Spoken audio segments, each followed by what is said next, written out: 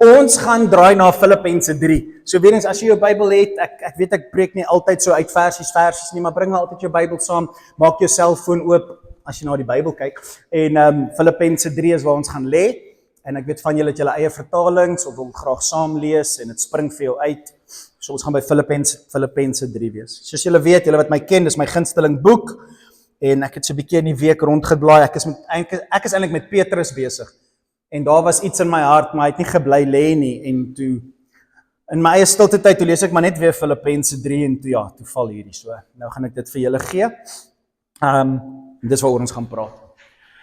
Okay, God is liefde, God is liefde.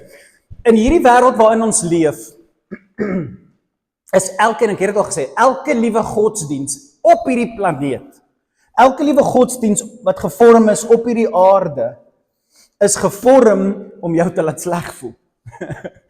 En soms in ware Christenskap is dit belangrik om hier te sit en te sê, okay, I must get my act together, ek moet hier uit die kerk uitstap en iets gaan regmaak, niks daarmee verkeerd nie, die Bybel is vol sulke waarskuwings, maar godsdiens per se is ontwerp om jou te laat sleg voel. Dis ontwerp om jou altyd uit 'n plek uit te stuur of na 'n plek toe te bring van ek verdien nie, ek is sleg, ek doen nie genoeg nie, 'n plek van waar jy moet iets kom verdien. Dit is die doel van godsdiens, dis in die naam. Jy moet God dien, jy moet iets doen om te kry, en dis baie maklik en verstaanbaar dat godsdiens soontoe lei, want ek het al gesê, alles in die lewe werk so. Jy moet jou salaris verdien. Probeer jy so 'n bietjie vir 'n week of 2 by die huis bly en sê, nee, nie hierdie week nie, en kyk of jy jou geld kry. Jy moet jou geld verdien as 'n man, nie meer inploeg in sy werk en kyk hoe val alles uit mekaar uit, nê. En as jy jou eie maatskappy het, kyk wat gebeur as jy nie jou vinger op die pols hou in jou eie maatskappy of in jou eie besigheid nie. Alles val uit mekaar uit. Jy moet verdien dat jou besigheid 'n sukses is. Alles werk so. Alles. Insluitend die huwelik, onvoorwaardelike liefde, insluitend die huwelik. Alles moet jy 'n tree voorgee en jy moet verdien dat daai vrou jou eer. Dit kom nie outomaties nie. Jy moet jou lewe vir haar gaan neerlê, sodat sy jou sal respekteer. En alles kom uit daai vorm van verdienste uit, en soms is dit die gevaar dat wanneer ons na ons eie godsdiens toe draai, Christendom, dat ons dit so de mekaar kry. En dit gebeur so maklik, met die beste van ons, mense wat jare al die Here dien en die Bybel goed ken, en as jy weer met jou mond oopmaak, dan klink jy asof jy 'n Jood is. Jy klink soos iemand wat Islam volg, jy klink soos iemand wat 'n Katoliek is, jy klink nie soos 'n Christen nie. En dit is 'n gevaarlike tendens en ons moet daarna kyk. Want godsdiens wil vir jou wys dat jy moet iets doen sodat jy beter lyk. Hier is een van die, nou okay, ek wil nie op tone trap nie, maar dis nou die lekkerste om te weet of jy so 'n bietjie godsdienstig raak in jou Christendom. Hier's 'n toets wat jy kan doen, okay? Onthou, ek het al baie keer gesê, ek preek net vir myself. Julle moet net, of julle aanvaar my preek of nie, maar ek preek vir myself. My leierskap sê altyd vir my, wanneer gaan jy eendag na jou eie preke begin luister? Maar okay, die punt bly staan is, hier is die toets van godsdiens, okay? Jy's vinnig om te sê, ek weet ek's nie perfek nie. Ek weet ek het foute. Maar jy's net so vinnig om ander mense se foute uit te wys. Dink aan die ironie van daai stelling.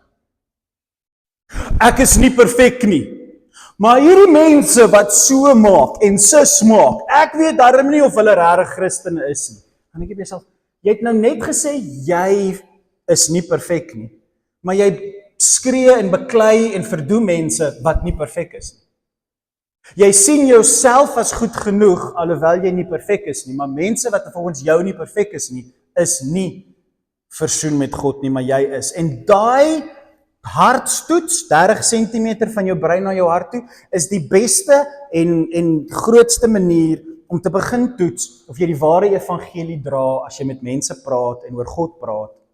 Ek is nie perfek nie, korrek, maar daai mense, gun vir hulle dieselfde as wat jy vir jouself gun. God se liefde. God se liefde. Dis die woord skynheiligheid. kom uit daai beginsel van ek is nie perfek nie, maar daai mense, ek weet nie of hulle Christene is nie. Daai is die vorm van skynheiligheid wat in wettisisme en in mense wat die Bybel lees en dit nie in hulle harte laat oopbreek nie. Dis waar skynheiligheid vandaan kom. Predikante is van die vinnigstes om soontoe te gaan, omdat ons so baie tyd met die Bybel spandeer en baie weg is van die wêreld se temptasies of se goed wat julle elke dag in die gesig moet kyk. Dan is ons nogal vinnig om mense te oordeel, want ons sien nie dieselfde goed as wat julle sien nie. En dan dink ons die wêreld daar buite is maklik. Alle godsdienste lei na dieselfde konklusie, en dit is dat God se liefde en aanvaarding vir jou afhanklik is van iets wat jy moet doen. Ons almal weet dit, dis Katolieke, dis Jode, dis Islam. Ons almal weet hoe godsdienste werk, verdien dit. Kom bring iets, kom doen iets. Dis my groot hartseer en frustrasie, hoekom selfs ons as 'n gemeente glad nie eers praat of dink oor geld of tiendes nie. Dis nie omdat dit nie 'n beginsel is nie, dis omdat dit 'n beginsel is wat totaal en al godsdienstig in aard is en die gees lewend is in aard nie. As jy bring iets na God toe en dan seën God jou, is nie Christendom nie. Dit is net nie. Dis nie die goeie nuus van die Nuwe Testament nie. Dit is nie Christendom nie. En so daarom bly so ver as moontlik weg van dit af en laat God jou eerder na 'n sentrale punt toe trek as wat jy in die godsdienstige kant boer en dink jy is veilig. Dis gevaarlik. Dis gevaarlik. God se liefde vir jou kan nie verander of minder word as gevolg van jou nie. Julle het al hierdie goed gehoor en ek dink meeste van julle verstaan en glo dit. As jy bietjie met wat ek sê bots of worstel, asseblief kom drink koffie met my, laat ek dit vir jou duideliker sê, of dalk kan jy vir my iets versê wat ek verkeerd gesê het, maar hierdie is so 'n belangrike stelling, dat as jy sê jy verstaan dit, onthou dit. Jy kan nie sy liefde verander nie. Ek skryf hier vir myself, ek dink is op die skerm, God se liefde vir jou het niks met jou te doen nie. Waar is ek? Daar, ja. God se liefde vir jou het niks met jou te doen nie. Weet jy wat 'n moeilike stelling is dit om te verstaan? Vir party mense. Veral as jy uit 'n agtergrond uitkom, of vir jare uit 'n kerk uitkom, wat verdienste gedruk het, of werk gedruk het, of jy moet doen, as jy nie, dan is jy nie, en jy word veroordeel gebaseer op hoe hard jy werk, en hoe fliks jy is, en hoe akkuraat jy is in alles wat jy doen, en jy word geslaan omdat jy nie is waar jy moes gewees het nie, en dan kom jy op 'n punt waar jy soos, ek moet sy liefde verdien. Dis so 'n gevaarlike plek om te kom, veral julle wat al baie lank Christene is, en julle Bybels baie goed ken. Julle is die grootste gevaar in die kerk, want die jonger Christene en die jonger mense luister vir julle. Hulle respekteer julle, hulle ag julle, julle stap al jare met die Here 'n pad. En dan preek julle 'n preek van verdienste sonder dat julle dit agterkom of bedoel, en dis 'n baie gevaarlike plek om te wees. God se liefde vir jou het niks met jou te doen nie. Jy skuif hom nie, hy skuif jou. Hy reageer nie omdat jy reageer nie, jy reageer omdat hy gereageer het. God se liefde vir jou het niks met jou te doen nie. Kom uit die pad uit en kniel 'n bietjie voor hom neer. Dis die beginsel van Christendom wat die wêreld geskok het. Dis hoekom hulle Paulus se preke gehaat het. Dis hoekom hulle so verward was en hoekom die Jode hom so gehaat het. Want die hele Joodse godsdiens was gevorm oor wat bring ek? En toe Paulus sê dis niks, toe haat hulle hom met 'n passie en kon nie wag om hom dood te maak soos Jesus vir een of ander simpel leuen en onnodige rede nie, want hy het teen hulle godsdiens gepraat, direk teen hulle godsdiens gepraat, want Paulus het vir ons gesê, saam met Petrus, saam met Jakobus, saam met almal, God se liefde vir jou het niks met jou te doen nie, dit gaan oor hom, dit gaan oor sy beeld, Jesus Christus. Toe jy Jesus gekruisig het, toe jy hom gehaat het, toe jy 'n sondaar was en ons slaan hom vas op die kruis en ons sê weg met hom, kruisig hom, ons soek hom nie as ons koning nie, het hy op hy kruis gaan hang en ons vanuit die kruis lief gehad. Toe jy op jou slegste gedrag was, het hy in daai oomblik waar ons hom in die slegste hoekie van ons harte indruk, van daai slegste hoekie af, sy grootste liefde aan ons openbaar. Hy het nie 'n tantrum gegooi en weggeloop en gesê, nou maar goed so, dan loop ek nou maar nie. Hy het vanuit die slegste plek waar jy God kan indruk, sy grootste daad van liefde bewys. Niks wat jy doen kan verander wie hy is nie, want hy is liefde. En Paulus spreek dit so baie, dat mense naderhand dit misbruik, nê, en begin ek, ek kan nou maar doen wat ek wil, baie Christene, doen net wat hulle wil, en sê, dit beteken nie jy misbruik dit nie, maar dis nie vandag se preek nie. Vandag se boodskap is, dit is waar. Dit is so waar dat dit misbruik kan word. Teen jou eie ondergang kan jy sy liefde misbruik, maar net omdat dit misbruik word deur baie mense, verander dit nie die waarheid van die saak, dat sy liefde vir jou het niks met jou te doen nie.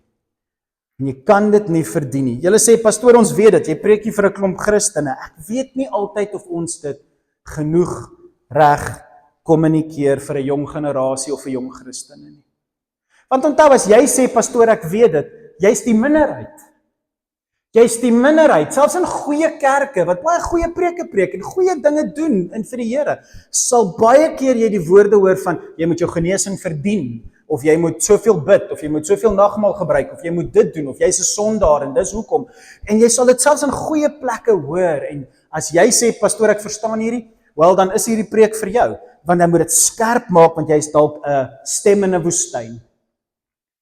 Sê dit harder, sê dit meer, maak seker jy sê dit meer gereeld, en as mense teen dit opskop, met al hulle Bybelversies, soos die duiwel Bybelversies gehad het, skop harder in dit in. God se liefde het niks met jou te doen. Die Bybel gaan nie oor jou nie. Die Bybel gaan oor hom en wie hy is. Romeine 5 vers 8 is so mooi. As jy 'n penne het, skryf dit neer, gaan mediteer daaroor. Gaan mediteer oor 'n vers wat sê, toe jy nog 'n sondaar was, toe jy hom gehaat het, toe ons hom aan die kruis vasgenaal het, in daai plek van haat in jou hart vir God, het God juis sy liefde vir ons kom wys deur vir ons te sterf. Dit het niks met jou te doen en jou daad te doen van gehoorsaamheid nie. Dit het alles te doen met die rekolleksie van wie hy is. Dit het niks te doen met die treukie wat jy vorentoe gee nie. Dit het te doen met die feit dat jy gaan stil staan en kyk na wie hy is. Dit het niks met jou te doen nie. Dit het te doen met sy keuse en sy hart en wie hy is. En as jy dit verstaan, dan kan die duiwelse teologie van godsdiens regtig nie hou vas kry in jou nie. Nou, ek sê ek gaan met Filippense praat, ek is nog nie eers daar nie, maar hier is die punt. Hoe jy mense liefhet, het te doen met hoe jy glo God jou liefhet. Hoe jy mense liefhet, het te doen met hoe jy glo God jou liefhet. Ons almal weet dit, dis die groot opdrag, Johannes 13, Johannes 15. 'n Nuwe opdrag gee ek jou. Wat is die golden rule? Wat is die groot opdrag? Wat is die hele Ou Testament? Jy moet die Here jou God lief hê met jou hele hart, jou hele krag, jou hele verstand, en jy moet jou naaste lief hê soos jouself. Ons weet dis waarop die Ou Testament en al sy wette gebou is. En toe kom Jesus, die goedheid van God, die uitbeelding van die goedheid van God, laasweek se preek, waaroor almal die heeltyd val en op hulle neuse bly lê. Toe kom die goedheid van God en hy sê, 'n nuwe opdrag gee ek jou. Dit gaan nie meer oor jou godsonderhouding, oor jou wettiese onderhouding en jou poging om my tevrede te stel nie. 'n Nuwe ding kom vertel ek vir julle, en dis goeie nuus. Die engel het gesê, dit gaan goeie nuus wees vir die hele mensdom wat dit raak sien. Julle moet mekaar lief hê soos ek jou lief het. Dit gaan oor my. Jy moet mense lief hê soos jy sien ek jou lief het. Dit gaan oor my liefde vir jou, nie jou liefde vir my of vir mense nie. Jy meet nie jou Christendom gebaseer op hoe lief jy mense het nie. Jy meet jou Christendom gebaseer op hoe jy verstaan hy jou lief het. En dan reageer jy. Jy sal mense lief hê soos ek jou lief het. En aan julle liefde vir mekaar sal die wêreld dan sien jy behoort aan my. Omdat hy ons lief het ons lief, en dan sien die mense, ons het 'n God wat ons lief het. Dis die sirkel wat die kerk veronderstel is om te kommunikeer aan jong mense. Soos ek julle lief het, moet julle lief hê. Maar as jy dink jy moet God se liefde verdien, gaan jy vir die wêreld lief hê as hulle dit verdien. Dis net 'n logiese wiskundesom. En so daarom, my gunsteling boek in die Bybel, Filippense. Ok, Okay, 9 Augustus, kom sien hoe dit in praktyk lyk. En so, in die boek Filippense, kom jy hier by die 3de hoofstuk, voordat hy in die 4de hoofstuk praat oor kerk en om mense te groet en hoe belangrik mense is, kom hy in hierdie 3de hoofstuk, en is vir my een van die mooiste hoofstukke. Dis my een van die mooiste hoofstukke wat Christendom vasgryp en my as 'n pastoortjie help om te probeer om nie godsdienstig te raak in wat ek sê en dink nie, so moeilik soos wat dit vir my baie keer is. Help hierdie hoofstuk my in my denke. En daarom wil ek dit vir julle vinnig deurlees. Dis eintlik al wat ek vir julle wil sê. Maar hierdie hoofstuk help my, so ek hoop dit sal jou help. Verder sê hy Filippense 3 vers 1. Verder wees bly omdat jy aan die Here verbind is. Wees bly dat jy sien hoe lief hy jou het. Wees bly omdat jy sien dis nie jou wettiese onderhouding, hoeveel Bybel jy lees, hoeveel kennis jy het nie. Dit is nie hoekom hy jou lief het nie. Hy het jou nie lief omdat jy iets doen nie. Wees bly jy's verbind aan hierdie liefde, stroom van liefde wat net ons wegvee met alles wat hy is. Wees so bly jy's daaraan gekoppel, ons noem dit genade. Om weer hieroor vir jou te skryf, maak my nie moeg nie. Ek wens ek kon die ander briewe lees wat hy vir die Filippense geskryf het, maar hy skryf nou vir hulle en hierdie het God vir ons kom gee. Om weer hieroor vir julle te skryf, maak my nie moeg nie. Om weer met Leefgemeente hieroor te praat, maak my nie moeg nie. En vir julle meer duidelikheid hieroor te gee. Waaroor? Ek's bly jy vra. Kom ons kyk. Pas op vir daardie rondloper honde. Sien ek moet vir julle Bybel lees, anders sê julle vir my ek is lelik. Okay. Ek het nie die Bybel hierdie is Paulus se woorde. Okay. Pas op vir rondloper honde. Pas op vir daardie kwaaddoeners. Pas op vir die mense van die versnydenis. Hy spot mense wat in God se naam kommunikeer dat jy God se liefde moet verdien. Dis die mense van die besnydenis, hy sê dis die versnydenis. Dis 'n spotwoord. Hy spot hulle. Hulle sny alles op. Dit maak nie sin nie. Pas op wanneer jy moslems of katolieke of Joodse praktyke, wanneer daai mense goed praat. Pas op wanneer jy hulle goeie dade sien en dan goed praat oor hulle houdings. O kyk hoe baie bid hulle. O kyk hoe maak hulle winkels toe. O kyk wat doen hulle. O hulle is sulke goeie mense. Kyk hoe deel hulle besittings uit. Pas op vir jou Christen as jy gelok word deur mense van versnydenis. O hulle lyk so sulke goeie mense. Kyk wat so goeie dinge doen hulle in ons dorp. Godsdienstigheid sal lei na jou verderf. Dis mense van die versnydenis, jy dink hulle is sulke goeie mense. Paulus sê hulle is rondloper honde. Maar kyk wat se goeie goed doen hulle. En ons moet oppas om nie soos hulle te word nie. Vers 3. Ons wat God deur sy gees dien. Nie deur ons werke nie deur wat ons doen nie deur die wonderlike golfdag van Woensdag nie. Dis so lekker want ek weet ek ken sy hart so goed, so ek kan hierdie goed sê. Nie vir die harde werk wat daai man en die soeg en die sweet en ek is so bly ek is sy vrou nie, want ek weet nie hoe moes hierdie week vir haar gewees het nie en al die stres miskien in haar man se hart nie. Ek weet nie. Ek praat nou maar net. Maar al daai issues en alles wat hierdie gegaan het om hierdie ding op die been te kry. Al die aanvalle van die duiwel wat in jou gedagtes inkom en jou kwaad maak vir mense en al hierdie tipe goed, waardeur kom ons sê nou maar Johan Karel ons gegaan het in hierdie week terwyl hy Hendrik hulle hierdie ding reël. Nou dink ek vir myself, nou lees jy hierdie vers en sê, maar ons is nie gedefinieer gebaseer op hoe hard ons werk op 'n golfdag nie. God gaan nie mense na bekering toe bring omdat daar baie geld by 'n golfdag opgedaag het nie. Mense gaan nie kos kry omdat Johan Karel se golfdag 'n sukses is nie. Hy het niks te doen met hoe lief God mense het nie. God is lief vir mense. En dit is 'n voorreg om deel te kan wees van daai liefde. En dit bring 'n vrede in jou wanneer jy betrokke raak met God se liefde vir mense. En daarom sê hy, ons dien die Here nie deur hierdie dinge wat ons doen nie. Ons dien hom deur sy Gees. Ons doen dit want die Gees vra ons om dit te doen. En so ons wat die Here dien deur die Gees, het ons klaar die ware besnydenis. Ons werke is ons klaar. Dis op die kruis vasgenaal. En so, hoekom sit ons en worry of ons goed genoeg lyk in mense se oë? Ons beroep ons op wat Christus Jesus gedoen het en nie op ons vlees nie. 'n Kerk wat sê ons doen nie genoeg nie. Okay, is good. Nou kom ons bid daaroor. Maar wanneer jy begin kyk na 'n groep mense en sê doen jy genoeg vir God? Ek dink jy begin uit 'n verkeerde plek. En jy gaan godsdienstig raak al doen jy goeie goed. Die punt is, het hierdie kerk God genoeg lief as gevolg van sy liefde vir ons?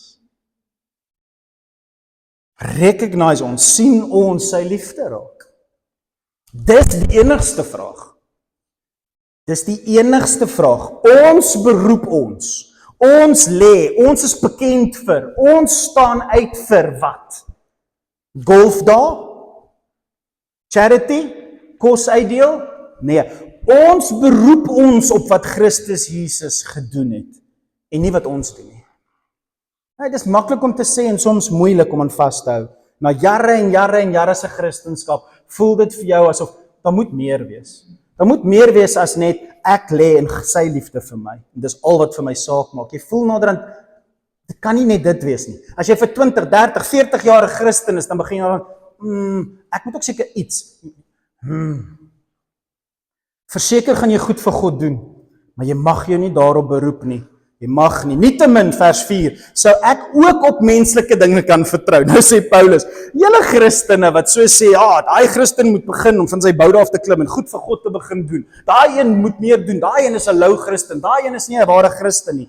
Wanneer jy so begin praat oor verdienste, dan sê Paulus, ek is die pastoor, ek preek nou. So ek is nie ek nie, is Paulus, Filippense, nie ek nie, want ek kan nie hierdie goed sê nie.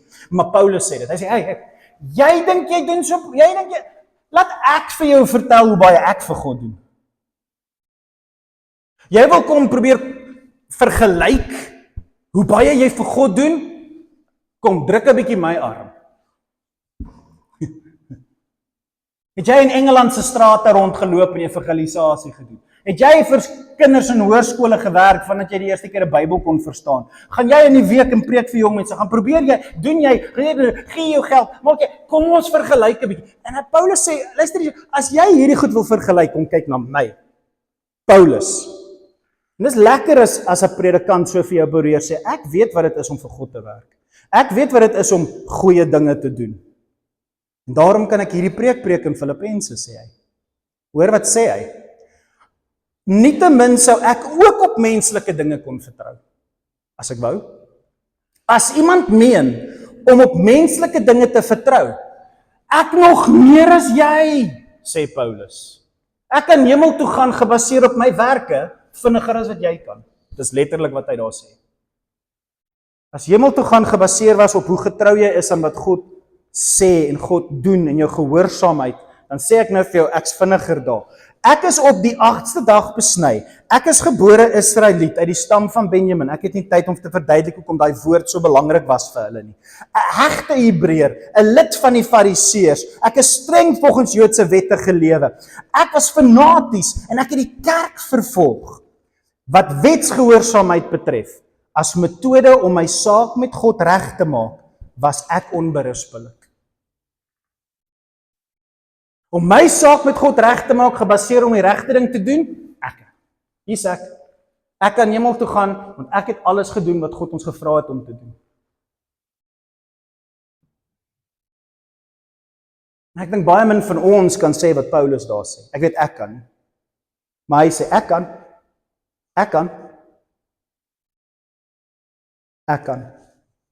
En die snaakse ding van wat Paulus hierso sê, is, Paulus sê, en hy gaan nou sê, al my goeie werke, alles wat ek gedoen het, wat God my gevra het om te doen, deur sy oorlewering aan ons kultuur, al die goeie werke het my nie God se liefde gebring nie.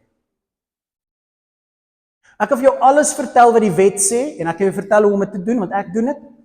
Dit het nie vir my God se liefde gebring nie. Jou harde werk, jou insette, jou moeite, dit wat jy doen vir God, die geld wat jy weggee, jou goeie dade, dit gaan nie God se liefde vir jou bring nie. En toe sê Paulus, ek het ook die kerk vervolg. Wat sê hy daar? Wat implikasie sê hy? Hy sê, en al my boosheid het nie God se liefde weggevat nie. Selfs my misverstaan van God, selfs toe ek in my eie tradisie ingekruip het, en ek die kerk vervolg het, dit het nie God se liefde weggevat nie. Wat hier staan ek dan hier voor jou? Na alles wat ek verkeerd gedoen het, hier sê ek.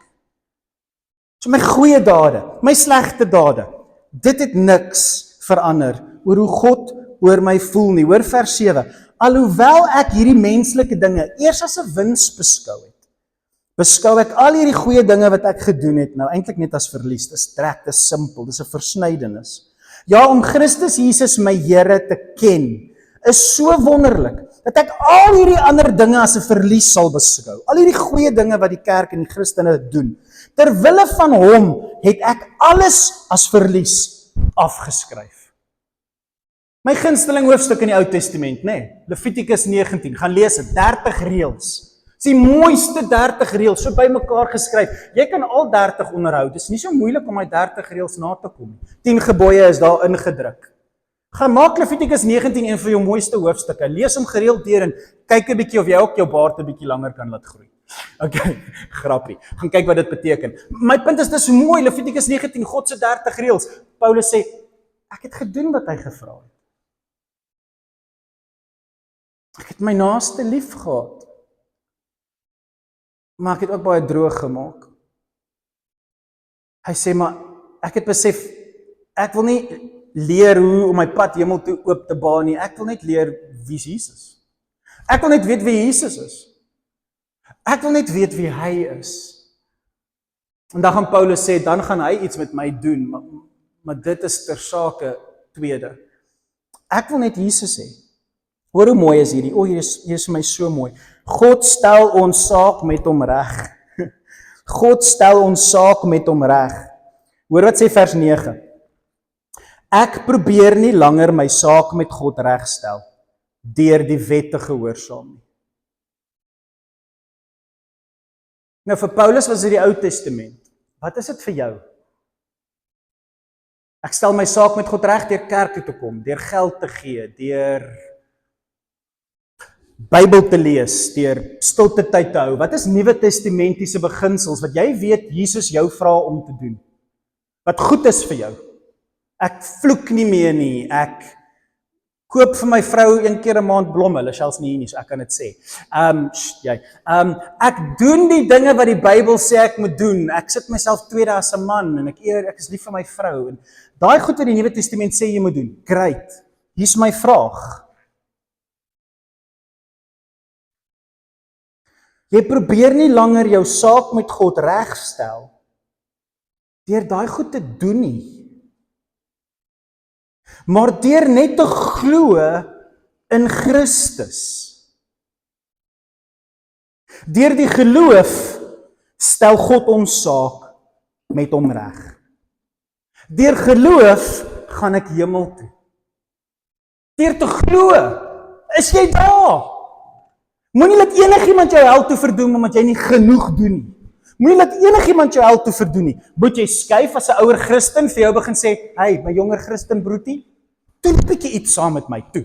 Ek hou jou dop Sondag na Sondag en dit voel so vir my as jy net bietjie hulp nodig het om die bal aan die rol te kry. Kom bietjie saam met my en kom doen 'n bietjie 'n golfdag saam met my.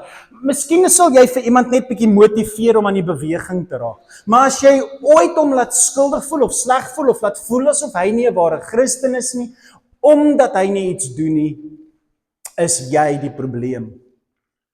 Want ek sê nou vir jou, Paulus sê vir jou, geloof in Jesus is wat jy hom moet leer. As jy voel daar's ietsie fout met jou mede-Christen en hulle raak passief, is dit nie omdat hulle nie genoeg doen nie, dis nie omdat hulle nie genoeg luister na wat die Bybel vir hulle sê nie, dis omdat hulle nie God se liefde raak sien. Soos ek jou lief het, sal jy lief hê. Hulle sien nie God se liefde meer raak nie. Die wêreld het hulle verstringel, finansies het te veel geraak, hulle huwelik is op die rotse, die kinders is ongehoorsaam en hulle sien nie meer God in hulle lewe raak nie. Daai's waar jy op fokus, ouer Christen. En terwyl jy gaan kos uitdeel vir arme mense, vra jy vir hom of hy God se liefde raak sien. Want dit is die geloof dat God ons liefhet wat maak dat ons vrykom. Party kerke sal vir jou sê geloof is iets wat jy doen om iets waar te maak. Ek glo my kanker is weg en dan val jou kanker weggeraak bietjie later. Jou geloof beweeg dinge. Ek glo en dan word dit waar. Die Bybelse geloof is jy glo dit want dis waar. Jou geloof maak nie iets waar nie. Jou geloof is 'n reaksie op wat jy agterkom waar is. Reg? Ek glo nie my kanker gaan afval nie. Jy praat met God daaroor. Maar is dit 'n waarheid? Het God gekom om alle kankers te genees? Nee, dis nie 'n waarheid nie. So, wat jy besig om oor te praat, fokus op iets anders. Luister baie mooi vir my, geloof maak nie iets waar nie, geloof is 'n reaksie op wat waar is. En so wat waar is God het jou lief en God wil jou gebruik, maak nie saak wat in jou binneste aangaan nie. En op daai waarheid glo ek, dat ek vir God bruikbaar kan wees, en hy sal my uitsorteer en my bruikbaar maak soos hy wil. Dis 'n waarheid, jy kan dit glo. En hy sê, my geloof is waarop ek fokus. Deur geloof stel God ons saak met hom reg. O, dis so mooi, God stel ons saak met hom reg, ek glo dit, dis waar, jou geloof maak nie, so hoe moet ons lewe? Nou gaan hy net vinnig vir jou sê, okay, as jy nou glo God's lief vir jou, en jy glo dit want is waar, jy weet dis waar, jy het aan hom vasgeloop, daar is niks wat dit kan verander nie, jy weet dis onbeweeglik, en jy het niks te doen met die feit dat God jou lief het nie, God het jou lief want God is liefde, en jy besef dit, nou wat nou? Nou skryf hy, nou sê hy, dit is so mooi, vers 10, hoor hier so hy sê, op hierdie manier kan ek Christus ken. Op watter manier? Die raak te sien hoe lief hy my het. En die krag van sy opstanding. Hy het opgestaan vir jou. Ons hou kerk op 'n Sondag, want dis die dag van sy opstanding. As jy kerk toe kom, kom jy kerk toe vir een rede, om vir hom dankie te sê vir sy opstanding. Dankie dat hy opgestaan het, sodat jy kan opstaan. Dankie dat hy gesterf het vir jou. Dis wat jy kom doen op 'n Sondag. Jy eer hierdie dag, want hy het jou so lief gehad, dat hy gesterf het en opgestaan het uit die dood vir jou. En so, nou kom jy op 'n punt, nou sê jy, dit is so mooi, op hierdie manier kan ek hom ken, en die krag van sy opstanding. Hoe, Christen? Sien julle dit daar, julle wat Bybels het? Deur saam met hom te ly. Deur saam met hom te ly, kry ek deel aan sy dood. En dan borrel hierdie hoop in my, dat ek die opstanding uit die dood ook sal beleef. Christen, hoe maak jy Christus joune? Hy wat jou so lief het, dat hy jou syne maak, hoe beleef jy Christus? Jy hardloop nie weg vir swaar kry nie, jy hardloop daartoe. Dis wanneer jy 'n golfdag reël. So stupid soos wat Johan, so wonderlik soos wat Johan Karel is, om sy hand op te steek vir sulke goed, né? Want dis nie maklik nie, né? En enige van hulle al iets aangepak het vir die Here. Maar weet jy wat? Daar's lyding in om so iets te reël. So, doen jy dit vir 'n jaar of 2 en dan is dit weer moeilik en dan hou jy op om dit te doen? 1 jaar help al die Christene jou, die volgende jaar help niemand jou nie, 1 jaar maak jy honderde duisende, en die ander jaar maak jy niks nie, en so nou wat, nou hou jy op. En so die vraag is, dit is hoe jy Christus Jesus ken en om joune maak, is jy stap saam met hom, en sy pad is lyding. Ons het nie 'n ander pad nie. Sy pad is die kruis, die opstanding uit die dood was 'n pad van lyding. En so Christen, pas op vir Christene wat vir jou sê, doen hierdie goed, en seëninge van die Here sal oor jou reën en alles sal net great gaan. Maar ek skryf hierdie vir myself neer, want party mense misverstaan my. Die lyding van 'n Christen is nie 'n swaarmoedige lyding van 'n arme wurmpie, arme, ek kry so swaar, want ek is 'n Christen, en ek kan nie geld hê nie, want ek moet alles weggee. Waarvan praat jy? Jou lyding is nie 'n swaarmoedige lyding nie, dis 'n blydskap. As jou lyding vir Christus nie vir jou lekker is nie, is dit die verkeerde lyding. En wat ek lekker bedoel, is dit dalk nie lekker om altyd 'n golfdag te reël nie, ek gaan nou aan as 'n voorbeeld gebruik. Dit is nie altyd lekker nie, maar die verskil is, as jy stil word en jy raak rustig, dan word jy opgewonde oor die feit dat God jou vra om hierdie pad vir hom te stap. Jy is bly dat hy jou gekies het om hierdie ding vir hom te reël, om sy naam op hierdie manier te skyn. En die pad is nie noodwendig maklik nie, maar jy doen dit blymoedig, want jy doen dit vir hom, en hy het jou so lief, en jy doen dit vrywillig, jy doen dit nie om hemel toe te gaan nie, jy doen dit want jy wil vir hom dankie sê vir wat hy klaar vir jou gegee het, sy liefde en die ewige lewe. En so jou lyding is 'n blymoedige lyding. Christen, hou op om geld erns te gee as dit nie vir jou lekker is nie, want hy het 'n blymoedige gewer lief. Hou jou geld dat jy op 'n stadium kom waar jy sy liefde vasloop en dan net sê ek wil daar iets help, ek wil hier help en jy begin dinge doen want dis nie altyd maklik nie, dis nie altyd lekker nie, maar dis vir jou blymoedig. Ek dink julle verstaan ek moet aanbeweeg, maar dis so belangrik. Lyding is deel van die storie, maar jy moet verstaan wat daai lyding is, anders gaan jy die hele ding mis. Nou hoor hoe mooi is hierdie. Hierdie is so mooi. Nie dat ek alles al bereik het nie. Of al klaar volmaak is nie. Maar ek hou aan jaag om dit myne te maak. Omdat Christus Jesus my klaar syne gemaak het. Ek jaag nie om Jesus myne te maak nie. Ek is klaar syne. Ek jaag om te bereik wat hy klaar vir my geoffer het. Nou wat beteken dit? Dis 'n moeilike ding om te verstaan. Jy gaan in die Comrades deelneem, né? En jy staan my vroeg daai oggend, dis koud, almal is daar, duisendes, die massas, hulle almal sing liedjies, "Shosala." Ek het al gehoor van mense wat die Comrades doen. Ek is nie snaaks genoeg om dit te doen nie, maar ek het al gehoor van mense wat dit doen. En jy is daar vroeg in die oggend en almal sing en almal is bly. My een vriend wat dit gedoen het gesê, jy het die Comrades klaar gewen as jy daai oggend kon opdaag. Tussen al jou verpligtinge en verkoues en siektes. As jy daai oggend daar staan, voel dit wie die Comrades gewen het. En dit het 'n prentjie in my kop losgemaak. As jy daai oggend daar staan en die Comrades gun gaan nou skiet en jy gaan begin hardloop en die referee, die skynsregter, die ou wat sê wie kry die goue medaljes, kom na jou toe en hy sê in jou oor, by the way, geniet hierdie resies, daar is klaar 'n goue medalje met jou naam wat vir jou wag. Jy het klaar gewen. Dus, Jesus, nee, ek doen dit vir die lekker, daar's nie 'n manier dat ek dit gaan maak en betyds vir goud nie. Jy sien my voete is gebreklik. My tone is krom. Ek kan regtig nie vinnig loop nie. En die skynsregter sê, ek weet, maar dit wag vir jou, hoor. En jy soos jy klaar gewen, geniet dit. En jy begin stap stadig en jy's daar en die crowds hardloop weg en hier hardloop iemand na die linkerkant toe en daar hardloop iemand na die regterkant toe en hier sien jy mense hardloop verby jou en almal is besig om hulle dingetjie te doen en mense het ver verby jou hardloop en hier ploeter jy aan. En dan sê, hoekom is jy so bly? Jy weet, jy's ver agter. Dis soos, want daar's 'n goue medalje wat vir my wag. Ek meen, dis 'n Christen. Dis hoekom die wêreld die mekaar is as hy na jou kyk. Dat hy verstaan nie, jy wen nie. Dit lyk asof jy stikkend gebreek is. Dit lyk asof jy gekrak is. Dit lyk asof jy vervolg word. Dit lyk asof jy verloor. Maar tussendeur al hierdie swaar kry is ons meer as oorwinnaars. Hoekom? Want dan wag 'n goue medalje vir my. So ek geniet die pad. Ek geniet die rit. Dis nie harde werk om te leef vir die Here nie. Van die medalje is ons klaar joune. En so jy stap. En jy stap. En as jy 'n bietjie op pad verloor, dan kom jy weer terug en jy is nie paniekbevange jy gaan die goue medalje verloor nie, want jou naam is klaar daar opgeskryf. En dis wat hy sê, ek reik soontoe uit om dit te gaan haal. Jou dood is wanneer jy oor daai finish line gaan. Die dag wanneer hy jou kom haal, hoe hy jou ook al kom haal. Daai is die dag wat jy jou goue medalje kry en so jy geniet die wedloop. Dis vir my so mooi. Hy gaan aan, hy sê hierso. Hy sê, ek streef om dit myne te maak. Nee, ek reken self nie dat ek al is wat ek moet wees nie, maar een ding is seker, ek vergeet dit wat agter my lê en ek strek my uit na dit wat voor lê. Ek jaag wenpel toe na die hemelse prys wat God deur Jesus Christus klaar aan my gegee het.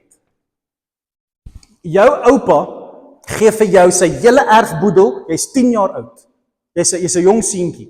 Jou oupa bemaak sy hele boedel aan jou, net aan jou. Jy's 10.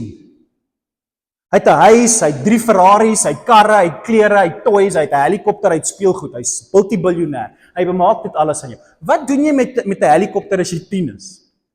So wat doen jy? Jy gaan in en jy gaan haal van sy toys. Jy begin speel met daai R10,000 toy wat hy ergens in China gekoop het en jy speel met die ding en breek hom, maar dis nou jou speelding. Jy speel met die goed in sy huis. Jy begin van die baadjies aantrek as jy 'n tiener is. Jy dra sy klere, jy dra daai fancy baadjie, daai leer baadjie wat so duur is. Jy begin dra sy klere, jy trek sy skoene aan en jy loop rond met 'n ryk man se klere. Maar jy's 'n tiener, jy kan nog nie die Ferrari ry nie. En dan gaan kry jy jou bestuurslisensie en jy voor en hy jou ma se kar gestamp het en dan gaan klim jy in jou oupa se Ferrari en dan ry jy sy Ferrari en dan ewe skielik ontdek jy 'n universiteit en al sy geld wat hy vir jou gelos het, betaal vir jou universiteit en dan ontmoet jy 'n meisietjie en jy trou haar en dan trek julle in jou oupa se huis in, en julle leef in hierdie huis. Wat gebeur? Dis progressief. Jy kry nie alles dadelik nie, maar jy groei binne-in wat hy jou gee. Jy, stadig maar seker begin jy geniet alles wat hy jou beloof het, soos jy lewe. En jy groei in wat hy jou gegee het, heiligmaking, heiligheid, om soos Jesus te wees. Christen, om soos Jesus te lyk, is 'n proses van groot word. Moenie as jy al kar ry en in God se huis bly en al hierdie goed geniet, na mense kyk wat nog net met die speelgoedjies speel en sê, maar jy moet sy huis begin geniet. Hulle is dalk nog nie reg vir dit nie. En dis wat Paulus hier sê. Hy sê, vers 15, almal van ons wat geestelik volwasse is, behoort hierdie doel te hê, om te groei, om te lyk soos Jesus. Dis 'n proses. As daar enige iets is wat julle anders laat dink oor wat ek sê, hoor hoe sê 'n regte pastoor dit. Kom drink saam met my koffie, dis hoe ek dit sê. Paulus sê dit 'n bietjie anders. As daar enigiets is waaroor julle anders nou hieroor dink, sal God dit vir julle duidelik maak. Okay? Paulus sê, gaan bid daaroor, God sal met jou praat, ek sê, drink koffie met my. Maar Paulus sê hier, ek weet hierdie goed is dalk vir jou moeilik, maar dis waar. Nietemin, laat ons aanhou loop op die pad waarmee ons tot hier toe gekom het. Ja, volg my, Paulus, se voorbeeld en hou julle oë op die mense wat volgens ons voorbeeld lewe. Pas op na wie jy kyk. Mense wat God se liefde raak sien, dis al. Want ek het julle al vroeër gesê en met groot hartseer moet ek dit nou weer vir julle sê. Daar is baie wie se lewe wys dat hulle eintlik vyande van God se liefde is, van die kruis is. Ewige vernietiging is hulle uiteinde. Liggaamlike behoeftes is hulle God. Skandelike dinge is hulle trots. Hoor hierso, al waaraan hulle dink is aardse dinge. Pas op vir Christene wat dink dit gaan oor hier onder die son. Ons daarenteen, hy maak nou klaar. Ons daarenteen het ons burgerskap in die hemel. Dis klaar daar. Dis klaar. Jy het dit. As jy in Jesus Christus se liefde vir jou glo. Vandaar verwag ons ook die Here Jesus Christus as verlosser. Hy gaan kom en hy gaan alles nuut maak. Hy sal ons vernederde liggame verander met goddelike heerlikheid, soos sy eie. Jy gaan lyk soos Jesus. Jy gaan beeld van Jesus wees. Jy is geskape na die beeld van God. Jy is dit nie nou nie, maar op 'n dag sal jy beeld van God wees. Jy is dit nie nou nie, en Paulus weet, hy sal dit nooit hier op aarde wees nie, maar hy weet daar kom 'n dag, waar hy my so lief het, dat hy my na sy beeld en gelykenis weer gaan transformeer, al die sonde afwas, en ek gaan lyk soos ek veronderstel is om te lyk. Hy gaan dit doen, nie ek nie. Ek sit daar en wag in die hemel vir hom om dit te doen, dis wat hy sê. Ons wag vanuit die hemel vir hom, om ons te verander, en hy eindig deur om te sê hoe dit gaan gebeur. Hiervoor sal hy dieselfde krag gebruik, as die waarmee hy alle dinge onder sy gesag bring. Hy sê, Jesus is God. Jesus is God. En dit wat hy alles onder sy gesag bring, dis hoe hy jou gaan maak na die beeld van God. Pastoor, ek weet nie, ek is 'n baie slegte mens. Ja, ek weet ook nie hoe gaan die Here jou in die hemel kry nie. Ek het nie 'n klou. Dis onmoontlik net ek vir van julle om hemel toe te gaan. Maar die groot gedagte van hierdie laaste versie is dat die Bybel sê, hy sal dit doen. Met dieselfde krag wat hy die hele skepping onder sy gesag gebring het. Hy sal dit doen. Want hy kan. Hy's lief vir jou. Hy's lief vir jou. Hy's lief vir jou. Sy goedheid loop oor. So moenie oor hom val nie. Moenie laat hy hierdie klip wees waaroor jy die hele tyd val nie. Sien sy liefde raak. Moenie hierdie wêreld lief hê nie. Sien uit na die hemel. Sien uit om verander te word na die beeld van jou God. Wanneer hy jou transformeer. Wanneer hy jou kom haal. Tot dan toe, kom ons vertel mense van sy liefde. En kom ons stap die pad wat hy vir ons bepaal het. Ek weet ek's oor my tyd, maar ek wil dit doen want ek moet dit doen. Ek gaan vir julle 'n liedjie speel. En ek wil net hê julle moet na hierdie liedjie luister. Dit is 'n Engelse liedjie. maar is 'n gedig. En daai woorde het my so laat huil. Ek wil net hê julle moet hoor wat skryf hierdie digter. Hy's 'n jong Christen toe hy dit skryf. En hy het dit geskryf want hy was kwaad vir God. Hy was kwaad vir God want sy beste vriend, sy jeugpastoor, 'n pastoor in sy kerk, is in 'n karongeluk dood. 'n Klomp Christene was in 'n kar op pad om iets vir God te gaan doen. Hulle was op pad om iets vir God te gaan doen in 'n kar. Hulle almal het soontoe gegaan, ja toe, maar dit is die ander preek vir die ander dag. Hulle het soontoe gery, klomp Christene op pad om iets vir God te doen. Die verongeluk hulle. Dus hierdie man se beste vriend, 'n jeugpastoortjie in die hospitaal dood. Hy was so kwaad vir God, ek verstaan dit. En hy skryf hierdie lied. Want hy was die mekaar oor God se liefde vir ons. Soos baie mense wat jy ken of dalk jy self. Was hy die mekaar oor is God regtig lief vir ons. En hoor wat hy skryf, en dis 'n gedig, dis Engels, jy moet 'n bietjie daaroor dink, want dis met beeldspraak geskryf. Maar as jy hieroor gaan mediteer, dit is soos 'n psalm wat jou hart roer. Luister na hierdie mooi woorde. Hy skryf, sy opskrif van die liedjie is How He Loves Us. He is jealous for me. He loves like a hurricane. I am a tree, and I am bending beneath the weight of His wind and His mercy. When all of a sudden, I'm unaware of these afflictions, hierdie swaar dinge wat deur ons gaan. It is eclipsed by this great glory, and I realize just how beautiful you are and how great your affections are for me. And then I just say, oh, how He loves me. Oh, how He loves me. Oh, how He loves us all. En dan sing hy dit weer. En dan sing hy dit weer, soos julle weet. En dan herhaal hy dit weer. En dan kom hy by sy brug. En dan sê hy, and we are His portion.